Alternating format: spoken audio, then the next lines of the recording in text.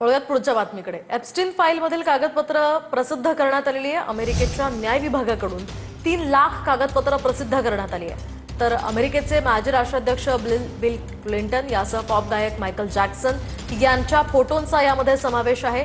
शिवाय हॉलिवूड अभिनेता Chris Tucker, British राजकुमार Andrew यांसारख्या प्रमुख व्यक्तींच्या फोटोंचाही यामध्ये समावेश आहे। तर सगळी कागदपत्र एकाच वेळी जाहीर न केल्यानं अमेरिकेच्या न्याय विभागावर टीका होतीये। चा सल्लागार होता स्टीव्ह बॅनन नावाचा। तो एप्स्टीनला विनंती करतो की मला भारताच्या पंतप्रधानांना भेटायचंय। आता मोदींचं आणि एप्स्टीनचं काय नातं आहे की जो एप्स्टीन मोदींची कुणाशीही अपॉइंटमेंट घडवू शकतो, याचं उत्तर सरकारकडून मिळावं लागेल।